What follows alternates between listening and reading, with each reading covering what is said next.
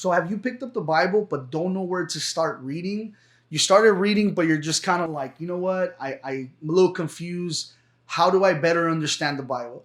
Well, in this video, we're going to be taking a look at two best practices as to how to start to read the Bible. And we're also going to be taking a look at a great resource that is available to all of us to visually and better understand the Bible. We're going to be taking a look at all this coming up next.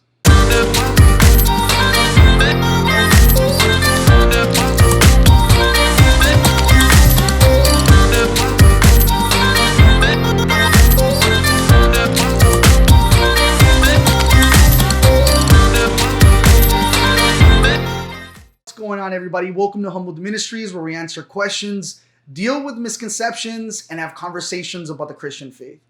So today's topic of discussion is how to start to read the Bible. So what are some best practices as to how to start to read the Bible? Well, first off, let me just start off by saying this. There is no right or wrong way to start to read the Bible. You can pretty much start to read the Bible wherever you'd like. Some people will tell you to start in the book of Proverbs, to read the Psalms, and these are great books. These are some of my favorite books of the Bible. But let's take a look at some best practices to understand the Bible as a whole. So, best practice number one. Best practice number one is start from the beginning. Start from the book of Genesis, learn about creation, learn about Adam and Eve in the book of Genesis, and then you move on to the Exodus, and then it happens. I'm just going to say it. I'm going to do it. You get to the third book of the Bible and there's so much going on. You get overwhelmed. Your brain gets blown and you don't know what to do. Well, let me just tell you, it happens to the best of us. It happened to me.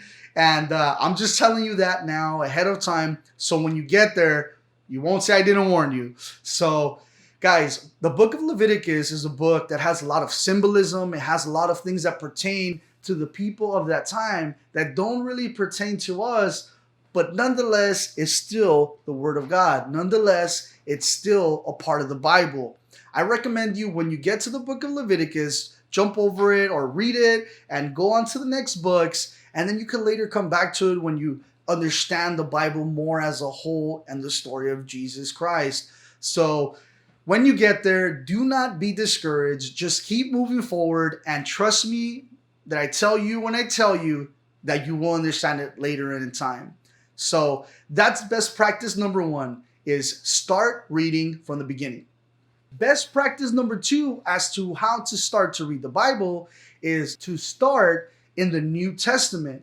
In the New Testament starts with Matthew, Mark, Luke, and John, which is known as the Gospels.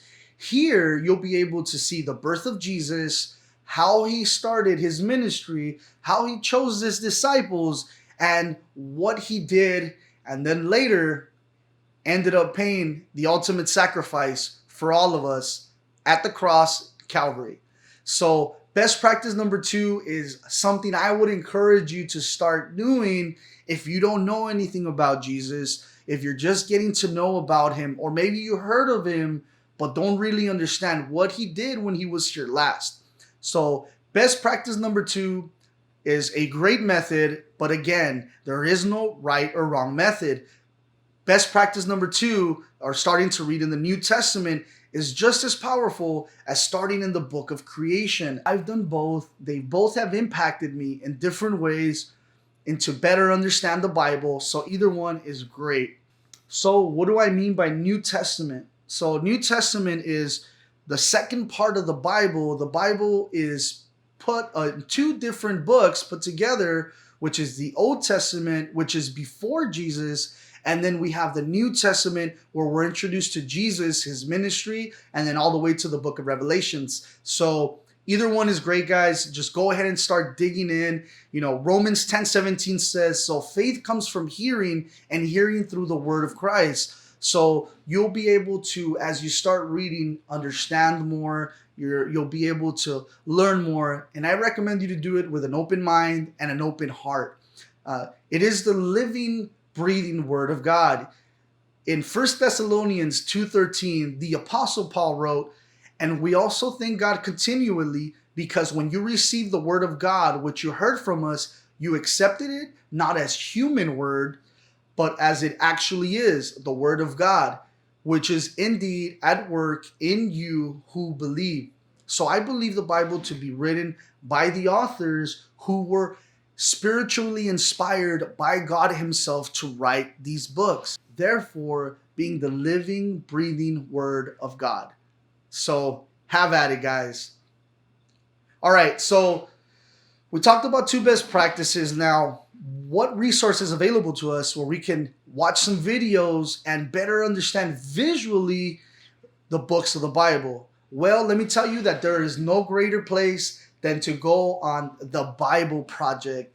The Bible Project is here on YouTube. They are a nonprofit organization which has made a video for every single book of the Bible. Not only do they have a video for every single book of the Bible, they also have videos for study words, subjects, different things in the Bible that all pertain to the Word of God. And let me just tell you, these videos are very easy to understand. They're very simple, and the animation is great. They have some great animation for every single one of those videos. So I highly recommend you to check those guys out.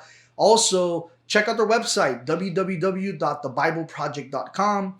On that website, you'll be able to see more of what they are doing, and you'll also be able to download resources for these small groups, and they have so much on there. I highly recommend you guys to check it out. Thank you so much for watching. I hope you enjoyed this video. I hope you found this video useful. If you did find this video useful, make sure you give it a thumbs up, and also don't forget to subscribe and hit that bell notification so you're notified when we make new videos. Thank you so much for your time. I hope you have a wonderful time, and I'll catch you on another episode of Humbled Ministries.